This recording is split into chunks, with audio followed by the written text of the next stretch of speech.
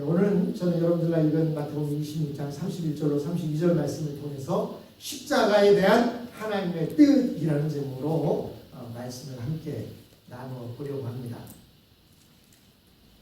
요즘 젊은이들은요, 심한 중독을 앓고 있습니다. 근데 젊은이뿐이 아니라 나이 든 우리들도 그런 게 아닌가 이렇게 생각이 듭니다. 그 중독이 뭐예요? 게임 중독, 컴퓨터 중독에 빠져 있습니다. 아이, 나는 컴퓨터가 없어요. 무슨 컴퓨터 중독이에요. 그런데 컴퓨터가 없이 스마트폰을 가지고 있는 사람은 그 폰이 바로 컴퓨터입니다. 그래서 저도 사실 잠잘 때도 머리맡에 저 폰을 놓고 자고요. 저 폰이 없으면 괜히 왠지 누가 전화할 것 같고 뭔가 불안해지는 것 같은 그런 느낌이 듭니다. 이렇게 저도 그런데 하물며 요즘 젊은이들은 어때요? 밖에 나가서 놀려고 하지도 않고 오직 방 안에 앉아서 컴퓨터와 씨름을 합니다. 그런데 어떤 한 대학생이 컴퓨터 중독에 걸린 거예요. 근데 컴퓨터 중독이 그냥 무슨 쇼핑을 하거나 뭐 이런 것이 아니라 게임 중독에 걸렸어요. 그래서 그는요, 뭐 48시간, 즉 이틀 동안 잠도 한 번도 안 자고도 그 게임을 하면 피곤치가 않다는 거예요. 그리고 앉아서 다른 거 하는 시간이 너무 아까운 거예요. 그래서 앉아서 게임만 하는 거예요. 화장실 갔다고 게임하고, 또 밥 먹는 것도 그래서 무슨 라면이나 끓여서 먹으면서 게임을 하고, 그렇게 앉아서 게임을 하다 보니까 자꾸 몸이 불기 시작하는 거예요. 부었는지 앉아만 있다 보니까, 그래서 몸무게가 거의 자신의 몸무게보다 2배 가까이 늘어나게 되고, 그러다 보니까 몸이 무거워지니까 또 의자에서 일어나기가 싫으니까 또 앉아있게 되고, 결국은 그 게임 중독 때문에 내가 살아있는 것인지 죽은 것인지, 내가 살아서 이 땅을 사는 것인지, 컴퓨터 안에서 저 게이머가 돼서 이게 주인공이 돼서 내가 그 게임을 하고 있는 것인지 모를 정도의 지경에 이르렀답니다. 학교 가는 것도 포기하고 계속 컴퓨터에 매달려서 게임만 했대요. 근데 한 번은 화장실을 가려고 일어나다가 보니까 몸을 일어날 수가 없는 자신의 모습을 보면서 그런 생각이 들었답니다. 내가 이렇게 살아야 되는가? 그래서 고민을 했대요. 그래서 고민하다가 이거를 부모님에게 전화를 해서 말씀을 드려서 치료를 받아야 되나? 아니면 이대로 게임을 하다가 죽어야 할 것인가? 고민을 하다가 이 청년이 용기를 내서 부모에게 전화를 했답니다. 주시는 용돈, 주시는 등록금, 그거 가지고 게임만 하고 있었던 자신이 어떻게 부모님에게 전화할 수 있어? 라고 고민을 하다가 그래도 안 되겠다. 이 문제를 해결할 수 있는 방법은 아버지에게 말씀을 드리는 길밖에 없겠다 하고 아버지에게 말씀을 드렸더니, 아버지가 화를 내는 것이 아니라 걱정을 하시면서 쏜살같이 달려오셔서 병원으로 데려가서 재활 치료를 받고 다시 몸무게가 정상으로 돌아오게 되고, 이제는 그 편의점에서 아르바이트를 할 수 있을 정도로 그렇게 건강이 회복되었다라고 하는 그런 인터넷 뉴스를 본 적이 있습니다. 우리가 생각할 때는 이 세상에 많은 경쟁자들이 있다고 생각하고 많은 나와의 싸워야 할 존재들이 있다고 생각합니다. 이 청년은 그 컴퓨터 속의 게임의 주인공이 되어서 모든 적군들을 물리쳐야 된다고 생각을 했던 겁니다. 그런데요, 정작 결정적인 경우를 보게 되면 이 세상에서 싸워야 할 존재가 남이 아닌 나 자신이라는 것을 느끼게 됩니다. 남들과 싸우는 것은 쉽습니다. 근데 나 자신과 싸우는 건 참 어렵습니다. 자녀들이 잘못하면 잘못한다고 화나는 것은 쉽습니다. 근데 내가 잘못하면 어때요? 나에 대해서는 관용하고 관대합니다. 그렇기 때문에 자신에게 가장 무서운 적은 바로 나 자신이고, 나 자신이 극복해야 할 상대도 바로 나라는 사실을 우리는 알 수가 있습니다.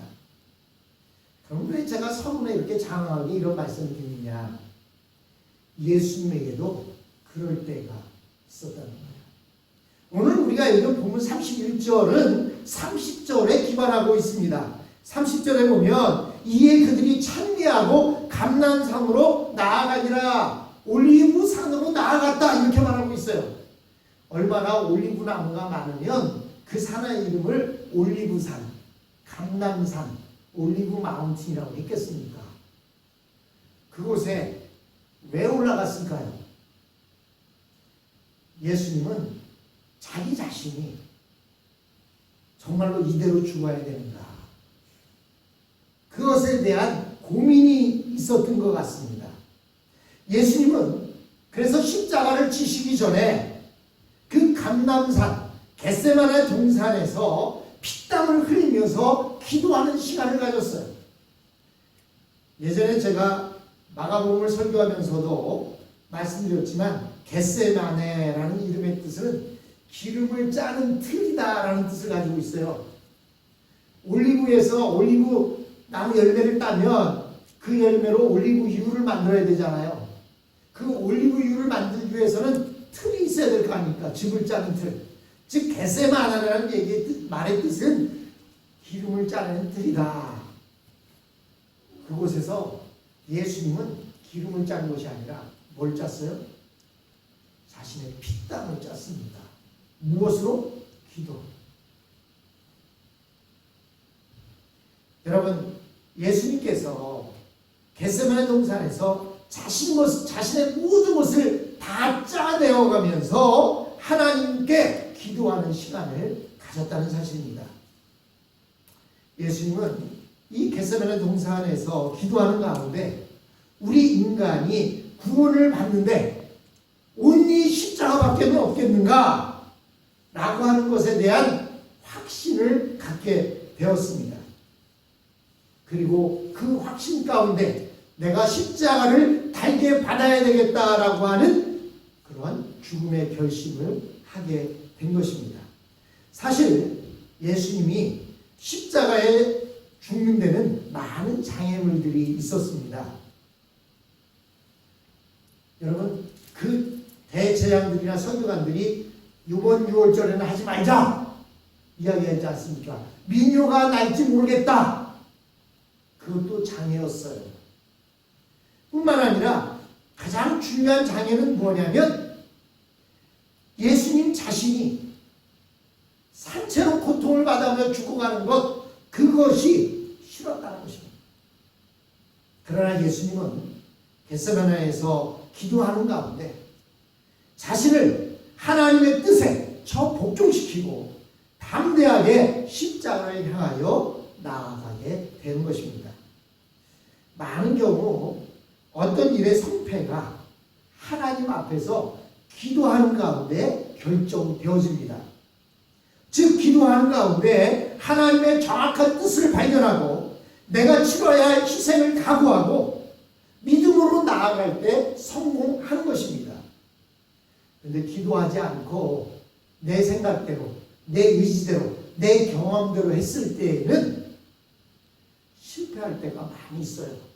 근데 간혹 그 가운데도 그것이 하나님의 뜻에 맞아서 성공하는 경우도 있지만 하나님께 기도하지 아니하고 내 뜻과 내 생각과 내 경험과 내 판단을 가지고 결정을 했을 때 실패하는 경우가 많이 있습니다. 사랑하는 성도 여러분, 올해가 다 가기 전에 우리도 기도하는 가운데 하나님 앞에서 불가능한 것들에 대한 응답을 받고 좋은 결과를 내시는 저와 여러분이 되었으면 합니다. 그렇다면 예수님께서 십자가를 앞두고 염려하는 것 무엇이었을까요? 첫째는 과연 이 십자가의 죽음이 분명히 하나님의 뜻인가라고 하는 것입니다. 여러분, 우리가 어떤 것을 기도하고 기도한 뒤에 어떤 일을 행할 때 이게 정말 하나님의 뜻인가? 혹시나 자기가 너무나 그것이 하고 싶어서 하나님의 뜻이 아닌데도 하나님의 뜻인 것처럼 느껴질 때도 있기 때문입니다. 그러나 예수님은 좀 반대였어요. 좋은 일을 하기 위해서 하나님의 뜻인가 아닌가를 판단하는 것이 아니라 죽음이 싫어서, 십자가의 죽음이 싫어서 그것이 하나님의 뜻인가 아닌가 확실히 알기를 원했습니다. 왜냐하면 하나님께서 우리 인류를 위해서 십자가 외에 다른 구원의 방법을 가지고 계신데 그것을 몰라서 미련하게 십자가를 지려고 하는 것은 아닐까라고 하는 그러한 의심과 염려가 있었던 것입니다. 그래서 예수님께서는 십자가를 지시기 전에 최종적으로 하나님 아버지께 꼭 십자가 외에는 다른 구원이 없습니까? 라고 확인하기를 원하셨습니다. 즉 하나님은 모든 것을 다 알고 계시기 때문에 이렇게 처참하게 죽는 대신 다른 방법이 있지는 않을까라고 하는 의문점이 있었던 것입니다. 하나님께서 그의 하나밖에 없는 아들을 이처럼 사랑하시는데 굳이 아들을 이렇게 처참하고 고통스럽게 죽여야만 할까요? 라고 하는 그런 의문이 있었던 것입니다. 우리도 가끔 예수님을 생각할 때에 굳이 예수님이 그렇게 비참하고 처참하게 죽으셔야 했을까라고 하는 생각을 가질 때도 많이 있습니다. 그런데 사실 이런 생각은 우리만이 아니라 예수님도 있었다는 사실입니다. 그래서 예수님께서 오늘 우리 마태복음에서는 자세하게 나와 있지 않지만 예수님께서 얼마나 피땀을 흘려가면서 기도했는지 다른 성경에서 말씀하고 있습니다. 사실 예수님도 인간이시기 때문에 십자가 위에서 죽는 것이 두려웠을 것입니다.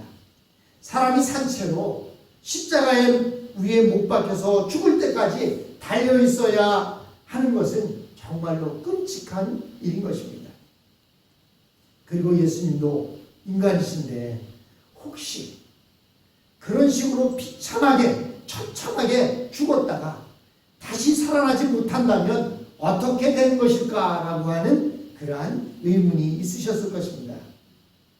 그렇게 된다면 예수님의 인생은 완전히 망하고 마는 것이기 때문입니다. 실제로 예수님 당시까지 죽었다가 살아난 사람은 아무도 없었습니다. 예수님께서는 자기가 모르는 문제에 대하여 겟세마네 동산에서 기도하면서 하나님께 말씀을 드렸습니다.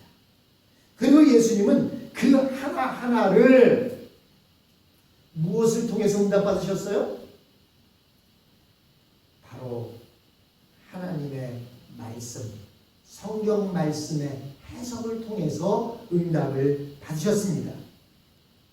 그리고 두 번째로 예수님께서 고민했던 것은 예수님 자신이 그렇게 비참하게 죽으면 제자들은 어떻게 될 것인가 라고 하는 걱정이 있었습니다. 3년 반 동안 자신을 믿고 따라 주었던 제자들, 자신의 모든 생업들을 포기하고 자신을 따라 주었던 그 제자들, 그들은 어떻게 될 것인가? 즉 제자들이 모두 미치거나 혹은 하나님을 버리고 세상으로 나가지는 않을까 라고 하는 염려가 있었습니다. 그러나 하나님은, 예수님은 이것도 성경 말씀을 통해서 응답을 받으셨습니다. 31절에 보십시오. 그때 예수님께서 제자들에게 말씀하셨다. 오늘 밤에 너희는 모두 나를 버릴 것이다. 성경에 기록하기를 내가 목자를 칠 것이니 양떼가 흩어질 것이다 하였다 라고 이렇게 되어 있습니다. 예수님께서는 자신이 유대 지도자들에게 붙들려서 십자가에 죽었을 때 제자들이 어떻게 될 것인지를 걱정하셨습니다. 그때 하나님께서는 기도 가운데 스가랴서 13장 7절 말씀을 말씀해 주셨습니다. 예수님의 마음속에 강하게 와 닿았습니다. 스가랴서 13장 7절 말씀은 이런 말씀입니다. 가라, 깨어 일어나서 내 목자를 쳐라. 나와 사이가 가까운 그들을 쳐라. 나 만군의 주가 하는 말이다. 목자를 쳐라. 그러면 양떼가 흩어질 것이다.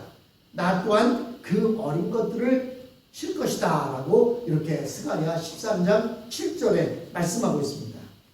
예수님께서는 유대인들에게 붙들리실 때 모든 제자들이 뿔뿔이 흩어져서 달아날 것이지만 이것은 그들이 여리거나 그들이 예수를 싫어해서가 아니라 이것은 하나님의 말씀이 이루어지는 것으로 예수님은 받아들이셨습니다. 왜냐하면 스가랴서 13장 7절에 내 양떼를 치라. 그럼 그들이 흩어질 것이다. 내 목자를 쳐라. 그러면 흩어질 것이다 라고 이렇게 나와 있기 때문에 예수님은 그 말씀을 통해서 내가 붙잡혀가면 제자들이 목자인 나를 쳤기 때문에 양떼들은 흩어져서 달아날 것이다 라고 하는 것을 아셨습니다. 그것이 하나님의 뜻이었습니다. 그래서 제자들이 예수님을 돕지 못하고 예수님이 십자가를 치는데 안 됩니다라고 막아서지 못한 것을 그것에 대해서 자책할 필요가 전혀 없는 것입니다. 십자가는 아무도 도울 수 없는 오로지 예수님만이 지고 가셔야 하는 그러한 무거운 짐이었습니다. 예수님은 제자들이 흩어지는 것에 대해서 원망하지 않으셨습니다. 예수님이 십자가에 달리시는 동안 제자들은 모두 두려워서 피하여 숨을 것입니다. 그러나 중요한 것은 32절의 말씀입니다. 32절 말씀 뭐라고 되어 있습니까? 그러나 내가 살아난 뒤에 너희보다 먼저 갈릴리로 갈 것이다. 여기서 중요한 단어는요, 그러나예요. 영어만 하면 but 이런 뜻이죠. 앞에는 이럴 것이다. 그리고 but이 나오면 그 뒤에는 앞부분과 반대의 내용이 나옵니다. 그렇죠? 그러나 뒤에는 반대의 내용이 나오게 되어 있어요. 영어도 마찬가지입니다. 자, 목자를 치게 되면, 즉 예수님이 십자가를 치게 되면 양떼들이 흩어질 것이다. 그러나 내가 살아난 뒤에 너희보다 먼저 갈릴리로 갈 것이다 라고 이렇게 32절에 말씀하십니다. 예수님께서는 너무나도 어처구니 없는 이유로 비참한 죽음을 당하셨습니다. 그제 제자들은 모두 뿔뿔이 흩어져 도망을 칩니다. 그러나 그 후에 예수님은 사망 권세를 깨뜨리시고 살아나셔서 제자들을 찾아오시는 것입니다. 그래서 우리 믿는 자들에 있어서 이 그러나의 신앙이 참으로 중요합니다. 즉 우리 눈앞의 현실에서 짧은 순간을 보면 모든 것이 악한 자의 뜻대로 되는 것 같고 마귀가 이기는 것 같습니다. 그러나 끝까지 지켜보면 어느 순간 악의 생각은 실패하고 뒤집어지면서 하나님의 백성이 이기는 것을 보게 됩니다. 그래서 우리는 눈앞에 보이는 것만 가지고 모든 것을 평가해서는 안 됩니다. 우리는 도무지 이해가 되지 않는 것이 있어도 끝까지 참고 기다려야 합니다. 그러면 결국 하나님이 승리하십니다. 그런데 주님은 제자들에게 뭐라고 말씀하시요? 너희보다 먼저 어디로 간다고요? 갈릴리로 간다는 거예요. 갈릴리.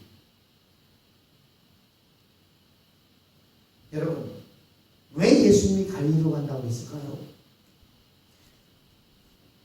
예수님은 부활하신 후에 제자들을 예루살렘에서 2번 이상 만나셨습니다. 그런데 예수님은요, 제자들에게 갈릴리로 가겠다라고, 갈릴리에서 만나겠다라고 이렇게 말씀하십니다.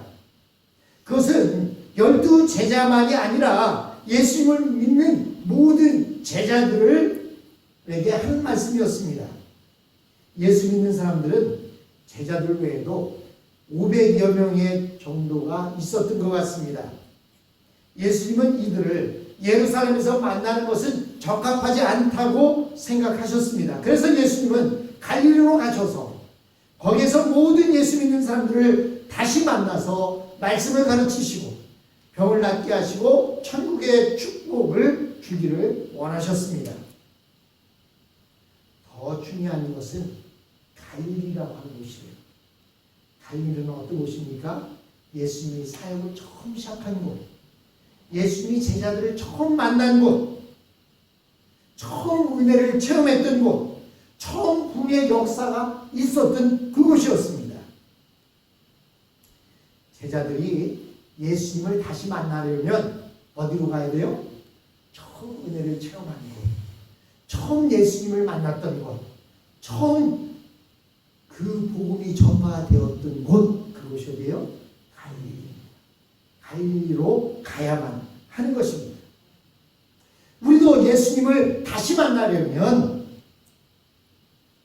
내가 하나님 앞에서 가장 낮아졌던 곳, 너무나도 하나님의 말씀이 갈급해져서 하나님의 말씀으로 은혜를 받고 하나님의 말씀으로 눈물을 흘리며 기뻐했던 그곳, 그곳으로 가야 하는 것입니다. 그것을 종종 우리는 첫사랑을 회복해라 라는 말로 이야기합니다. 그러면 예수님께서는 그곳에서 우리를 만나 주신 것입니다. 우리는 일이 많아지고 유명하게 되고 바쁘게 되면 많은 사람들 사이에서 예수님을 놓칠 수가 있습니다. 우리가 예수님을 놓치면 방향 감각을 잃고 우왕좌왕하게 되고 이것이 예수님의 뜻인지 저것이 예수님의 뜻인지 구별조차도 안 되게 됩니다. 똥인지 된장인지 구별할 수 없게 되어집니다. 그때 은혜를 회복할 수 있는 방법, 그것은 처음 예수님을 만났을 때 그곳으로 돌아가야 한다는 겁니다. 그것이 장소를 말하는 것이 아니라 그 가난한 마음으로 돌아가야 한다는 거예요. 주님밖에 없습니다. 내 삶 가운데 오직 주님밖에 없습니다. 주님만이 나의 구원자요, 주님만이 나의 주인이십니다라고 고백했던 그 심정으로 돌아가야 한다는 것입니다. 옛날 하나님의 말씀만이 나의 모든 것이었을 때 그 가난하고 순수했던 심정으로 되돌아가면 우리는 거기에서 주님을 다시 만날 수가 있는 것입니다. 우리가 신앙생활을 오래 하다 보면요, 고집이 생겨요. 신앙에 대한 고집, 아집이 생깁니다. 전혀 성경적인 것도 아니고 진리도 아닌데 그것이 진리인 것처럼 그거 가지고 목숨 걸고 싸우는 사람들이 있어요. 심지어는 요즘 마스크를 목숨 걸고 싸우는 사람이 있어요. 마스크를 쓰지 않는 것이 신앙이냐, 그것이 예수 믿는 사람들이 해야 할 진리이냐, 마스크 쓴 사람만 보면 화를 내고 믿음이 없다고 말하는 사람들이 있어요. 그것은 첫사랑의 단계로 돌아가야 할 사람입니다. 성경 어디에도 마스크를 쓰면 신앙이 없다고 이야기하지 않습니다. 우리는요, 하나님의 말씀을 향해서는 목숨 걸고 지켜야 되지만 그것이 아닌 것들은 양보할 수도 있고 싸울 필요도 없습니다. 그런데요, 하나님의 말씀에는 목숨을 안 걸면서 아무것도 아닌 것 가지고 목숨을 걸어요. 특별히 우리 한국 사람들 그렇습니다. 저도 제 입장에서 보면 우리 애들이 큰 잘못을 저지르면요, 그것은 별로 화를 안 내요. 오히려 토닥입니다. 근데 얼마나 조금만 잘못하면 그거 가지고 그냥 너 그걸 못해서 그러냐고 화를 내는 적이 있어요. 근데 돌아보면 정작 화를 내야 할 것이 뭐예요? 큰 잘못을 지었을 때 다시는 그 잘못을 짓지 않도록 혼을 내야 되는데 그것은 넘어가고 아무것도 아니고 하나 좁쌀 같은 거 가지고 혼을 내고 다퉜던 제 모습을 보게 됩니다. 때문에 진리하는 것 가지고는 싸울 필요가 없어요. 뭐 사람마다 그렇게 생각하는 사람도 있구나 생각하면 됩니다. 그러나 진리에 대해서는 목숨 걸어야죠. 여러분, 우리가 목숨 걸을 때에 괜히 무슨 아무것도 아닌 거 가지고 목숨 걸고 그것 때문에 힘쓰고 할 필요 없습니다. 여러분, 제자들에게 갈릴리는 첫사랑을 회복하는 곳입니다. 여러분들도 혹시나 신앙생활을 오래 하다 보니까 고집이 생기고 아집이 생겼습니까? 그렇다면 성령으로 돌아가십시오. 첫사랑으로 돌아가십시오. 내가 주님을 만났을 때 눈물 흘리며 기뻐했던 그 상태로 돌아가서 가난한 마음을 가지고 새롭게 출발하십시오. 여러분, 갈릴리에서 예수님을 만났던 제자들은요, 그들이 목숨을 걸고 예수님을 전파했습니다.